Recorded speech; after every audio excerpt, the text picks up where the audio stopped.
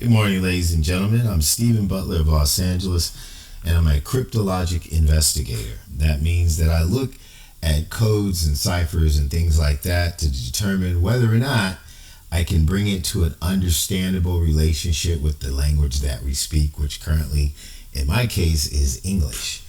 And I've been working on certain cases over the last 3.5 to 4 years that I thought were very important and trying to bring closure and understanding to those cases. What I've found is there seems to be a common relationship in the couple of cases that I've been able to work on, and that cryptologic uh, evidence that is available in those cases is mostly in information hidden in plain sight using communications, public communications, where the coded information is within other information that looks plain and simple and ordinary. Without having to go into a complete background as to how that works, you might recognize cases like the Zodiac and John Benet Ramsey. Unbeknownst to the public, there is a ton of information that's never been released to the public in both of those cases, mainly because of the political situation that involves the individual within the first group over the decades that has been protected by the fact that that case involves very high level political individuals. If you never thought that hiding information because of important people actually happened in the government, all you have to do is look at Epstein, where it's happening in plain view, to understand just how strongly and how forcefully these things can take place. And then after so many years of it not being publicized or given to the public, the government becomes stayed in their position, where it is very hard to find change, it is very hard to find truth, it is very hard to find disclosure. That being said, my heart is completely broken in the Nancy Guthrie case. Man, I can't tell you how much I feel compassion for the Guthrie family and really want Nancy to come home, or at least for them to have her, no matter what condition she may be in, which is important to everyone in people's families where they've had a lost person that is unexplained as to why they lost that person, which is definitely me. So I relate to what they're going through on a first person basis. To get to the purpose of why I am on here and doing this and taking up your time is to let you know that in the Nancy Guthrie case, there is information that may be available to at least assist the police in identifying one or more of the people involved in the abduction, because we have intercepted private communications from an individual who has a specific proclivity, a specific talent for being able to write coded messages in plain text. This person was involved in the Joan Benet Ramsey case. It's information that has never been released to the public except through us, but it is obvious and plain that the ransom note in the Joan Benet Ramsey case was never meant for a ransom of the Ramsey family. The only point of that ransom note was for it to be public in order to send a coded message in plain sight without creating or delineating a direct line of communication between an extortion attempt and two other people in California. And the person behind it is such a sick individual that the death of a 6-year-old child didn't seem to want to get in his way to get his message put out there. I know that is an ominous statement, but you're dealing with real people and real facts. This is not entertainment. This is me trying to give you information that we are pushing to law enforcement. Now, that being said, we've already seen some of the results of the work that we've done. We were able to go in and go on Google Maps, and we were able to compare this signature, right, as a cryptologic device to this topography in the area that Mrs. Guthrie lived, and found that there are similarities in its structure and in its message to talk about what possibly could have been given as an instruction to a person who ultimately became an intruder, which is exactly what happened in the JonBenet Ramsey case. The man that we have under suspicion, the man that we believe is doing this, is a man who has over 5 to 6 decades of criminal culpability and criminal calligraphy that he writes that is so unique that no other human being on the planet Earth could be doing it. His name is Albert Lee Terry Jr. He faked his death in 1971. We have documents to prove that, and he's currently hiding out in Canada under an assumed name and assumed personality and an assumed what can I say? Well, it may be legitimate, right, what he's doing as an occupation, but he's living 2 different lives. Let's put it that way. He's serving one Lord, and then he's serving another Lord, and he is a dangerous individual in my personal estimation. He is trying to threaten my life, and I am determined to put that person behind bars. I don't care if he's 999 years old and only got 1 day to live. I hope he goes to jail right before the day he goes to hell. So with that being said, let me get to this information. So we were online on eBay where these people communicate using vintage envelopes. There's a storefront, several, that sell these type of things. And what we noticed is that the validations of their coding methods seem to be apparent on a lot of the merchandise that was for sale. We don't know how long they've been using this technique. It was almost by accident that we found it, but we were able to sit there and read what they were talking about between each other. And there seems to be some internal fighting. There seems to be some extortion going on. This man has definitely been involved in giving instructions to kidnappers before. And he seems to not only want to hurt people he doesn't know, he seems to want to hurt people that he does know. And so as we're reading these, we realized they're for sale. So we started buying them, which alerted them to the fact that we knew their code and knew which ones we could pick that were authentic. And all of a sudden we, or myself and my team, were being threatened by them in the coded messages that we could read. And we interdicted a couple of attempts to create another criminal act.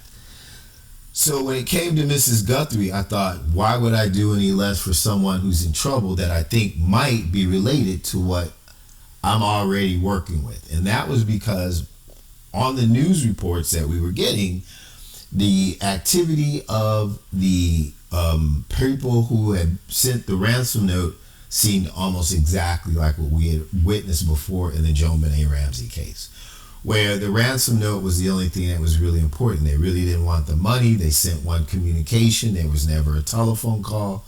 And in the JonBenet Ramsey case, when you go into the note, you will see that letters are pictures and pictures are letters. It is a really specific type of calligraphy. Has nothing to do with Patsy Ramsey. She could have never written that letter. She doesn't have this skill. And so we were wondering, we had recently found one of these communication documents, and it had this signature on it, which we had never seen ever in 6 decades of studying this man's communications.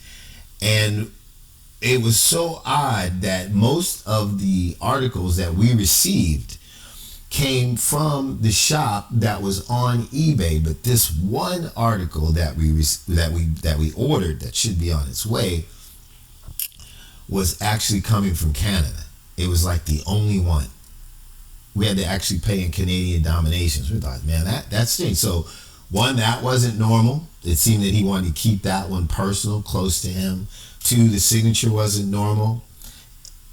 And so I thought, what if we go on to the topography in the area where Nancy Guthrie was abducted and just see? Maybe it's not. Maybe I'm just seeing things. Maybe I'm just making it up.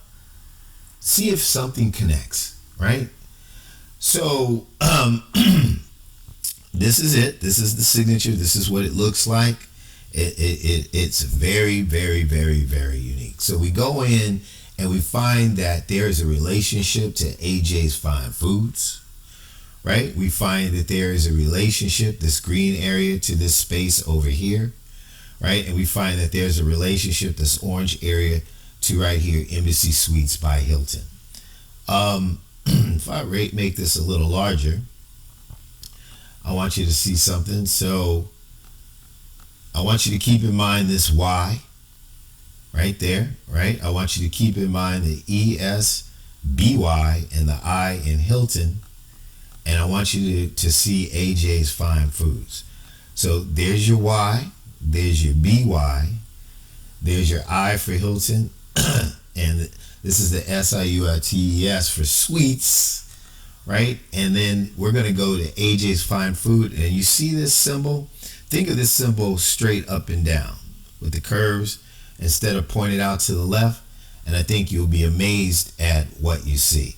So let's try to get into taking that code and showing you how it relates directly to the case and how it's enhancing our ability to determine whether or not this person is involved and if he provided instructions for a possible intruder and where that person may have been while they were in the area. So I could go on Google Maps to do this, but I've had some difficulty in doing Google Maps and also doing the screen capture. So first I'm going to just do it using other still shots that we took off of Google Maps, right? So first of all, again, I told you that we were looking at this place called AJ Fine Foods, right? Which is located above East Skyline Drive. So this is it right here. When I go into a larger shot of AJ Fine Foods, this is what it looks like on Google Maps. Notice that right there, the logo, right? Remember I was showing you earlier with the code. This right here. I'm going to pull back and see that A and that J, correct? I'm going to pull back down, ladies and gentlemen. As I pull in here, that is an exact replica of this A and this J and that S in that signature that we've never seen from this individual in over 6 decades of looking at his work. That's what we call a validation. So in any cryptologic communication that's being set forth, there needs to be a validation. Just like if you're on a submarine and you got an emergency action message and it says, hey, you got to send off some nuclear bombs. You got to know if this message is right if you don't have direct contact with the person sending you the information. So somebody got this information from someone and they may not know who actually put it together, but we feel we do, Albert Jr. And this is just crazy. The AJS, Albert Jr., although that's not his business, but he's using that as a validation, which I have no idea. Maybe one of the reasons why he picked this area because so many things fit, and he seems to have time to put these things together. He is a criminal genius, but he is a lethal criminal genius, and he needs to be stopped. So that was the first thing that stood out to us greatly, and we were like, well, maybe we need to continue to look into this situation to see if there's anything else that stands out. And then as we found out that that was a validation, that gave us the idea that this is going to work out. So when we look at more of the calligraphy that we're talking about in terms of this letter, you try to look and see how it moves in order to see if there's something about this thing that tells you where you need to be. We couldn't tell in the middle, but we thought that we found that this item right here was very useful. So when you're reading left to right and it turns like that, we thought we found an area that related to. And in looking at the Google Maps, we found in this particular area that it showed that it was coming out of AJ Foods and then moving over into an area over here to the right. That area, as we move to the right, would be right in here. So it didn't fit exactly for us. We thought it looked very similar in terms of what was going on. Like maybe it kind of came out as from AJ's as that being the home spot, right? And then the signature would move longer and come into this area over here. And we thought that this little hook, right, was part of what we thought the design was. So we thought this area was important, and that this might kind of be the eye over this part right here, heading on into more, and then that it would come down across the street, right, to this look right here. So this area would be important, comes around here, comes down, and then comes across the street to this lower area, so that it would come down into here, right, and then it would kind of coalesce with this. That was this part that we were talking about, which is right here, that little thing right there. So we're thinking that it's coming down across the street and forming this, and that this little hook was right here, right? So we're thinking that somehow from AJ's, this thing is saying come out here, come over here, come into here, come down to here, and making this loop and then a turn, and that this area right here would be in a very important area. It looked good. We thought, that seems to be something. So we pushed that to law enforcement. But then we found something that was really convincing. Very strong information. And that would be,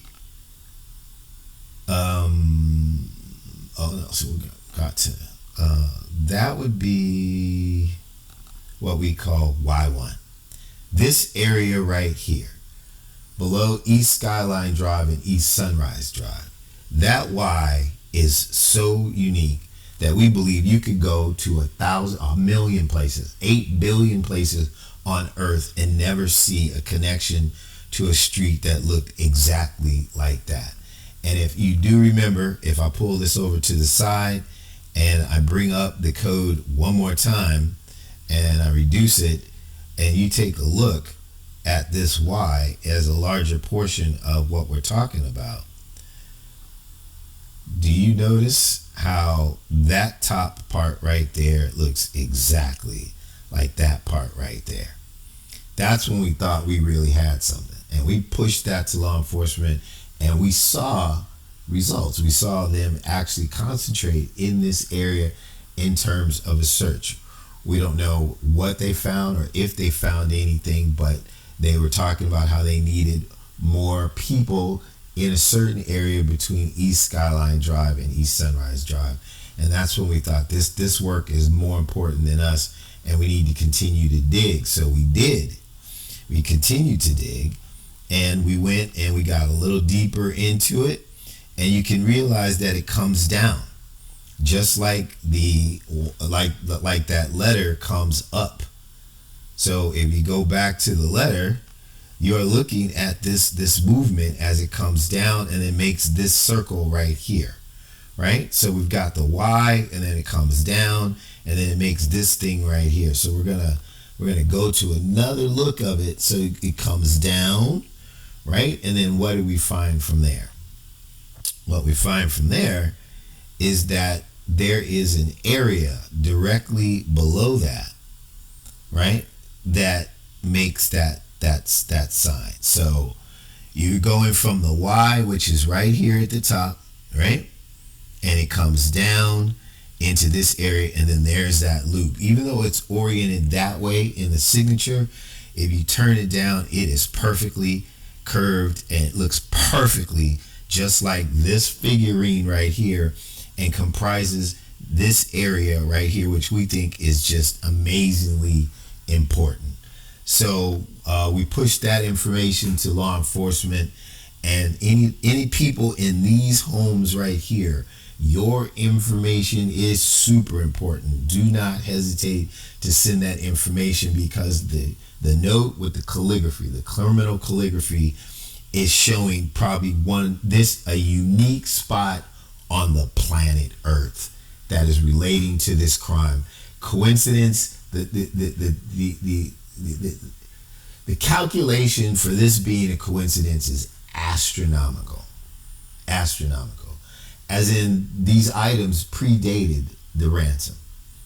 And he's already shown a proclivity to be involved in cases like this and crimes like this.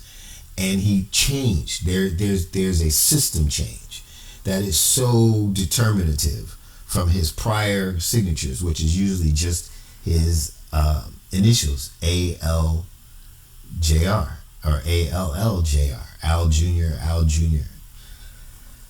That to think that this is an accident is very, very difficult. So again, it comes down, then you see this formation and turns around over here by the golf course. Something of value may have taken place, or it could be in that area. We pushed that to law enforcement and we hope they take a look at it. But then we made a discovery that pretty much knocked us off of our feet. And that discovery, I just want to give you one more close-up of that area. So these people in this area, please send your video to the police. North Campo, Alvarado, and North Via Paloma Rosa. This area right here may be very important as to what someone was instructed to do or be, or to gather or to place. Thank you very much. But over to the left, right, when we were looking at the calligraphy, we noticed that in this middle part, right, we couldn't really match it to a physical spot on the map like we did with this first signature, the pink, and with the Y with the green. But oftentimes, almost all the time, this person uses these calligraphies to also send a longer message within a single word. It could be a sentence, it could be a structure, a date, it could be a time. And so knowing that, we were like, well, is there anything else in this area that could be designated by this symbol? And it became obvious to us that the SIEBNY and I came to be Embassy Suites by Hilton, right? What's really definitive is how this B and Y work and how it looks on Google Maps, by Hilton. So if you take the E for embassy and then the SUITS as substituted truncated word, you have your suites, and then you have your by, and then you just take the I of Hilton, that is Industry Suites by Hilton, in a truncated word plain text code with a slight amount of transposition and no substitution. That is to the letter, to the pen, the exact code, cryptologic technology that has been used by this individual since at least 1966. Again, I don't care what his advanced age is. He's working every day. Trust me, we know who he is and where he is. And he's completely cognizant, and he is completely evil. And this is his technique that he has honed for 6 decades. He knows how to do this, which means that if there was an intruder in Tucson, Arizona, right, in this area that Mrs. Guthrie has been abducted in, there was likely that that person, if they didn't stay in the area, this is the only real accommodation place that they could have, would be the Embassy Suites. And what's really crazy about the Embassy Suites area is that I'm going to go to Google Maps. I'm going to push it up. Is this parking lot right here. And that this parking lot moves into a wash area that would allow you to traverse down into the area where she lives without being noticed whatsoever. And not bringing up any suspicion in the daytime or even at night. We have walking trails where I live. We were on them at midnight. Nobody would say a word about it. And we believe that it takes you to a point where crossing over into where she is in their neighborhood is absolutely, completely easy to do. You see this wash area and then you see this walk area right there. If you get in closer, you only have to pass through two houses, right? And no one would think that you're doing anything wrong because you're moving to an area that is designated to walk. You would not draw any attention. And that is brings you to North Campbell Avenue, where apparently they found a glove. And if you continue down East Camilo La Zarella, you come directly to the street that Mrs. Guthrie lived on, which is North Camilo Escalante. So we believe that this information is highly vital, that we're going to get it to law enforcement with the other information that we have already discovered in what we call our cryptologic investigation. And then again, Skyline Drive relates to this individual in a way it's hard for me to explain. But right now, if we were to say anything that we thought was vital, is that we at least have an individual who we know for a fact has this type of ability. And it seems that this individual has, again, involved themselves in what possibly might be a very strange kidnapping ransom situation. And we understand why it looks weird, because the message in the ransom note is probably more important than the people involved in the criminal activity itself. They are being used to elevate the ransom note, which is probably why it went to TMZ, because TMZ's job is to leak, and they were thinking that's what would get it done. In the JonBenet Ramsey case, the letters were 1, 2, 3 pages right next to each other on the stairs. That was because they were hoping the forensic photographs, once JonBenet was found to be deceased, would be placed on national news, and that the message for their extortion for these other people would move forward without a direct line of communication to themselves. That is possible here, but we don't have the ransom note. We don't know what's in it. We don't know if it actually has this criminal calligraphy. But if that ransom note has letters that look like pictures and pictures that look like letters, and these people don't seem like they want to have the money anytime soon, and they refuse to continue to communicate, you have two crimes that are almost exactly alike. And we've already been able to designate the person who has this ability, who created it in the other crime, in which within the ransom note, in images, he described his co-conspirators. And we hope that Colorado Boulder cold case is working those leads and working hard to clear the Ramsey family. John and his wife, God, we pray for her. She went to her grave where people think she killed her kid. We don't think she had anything to do with it whatsoever. And we can see the co-conspirators. Here, we are praying for the best result, bring Nancy home, but we at least know who may be responsible. And if the worst is taking place, we hope that that is exactly what this other person gets, is the worst to take place legally. This is Steve Butler. This is my presentation. Thank you for listening.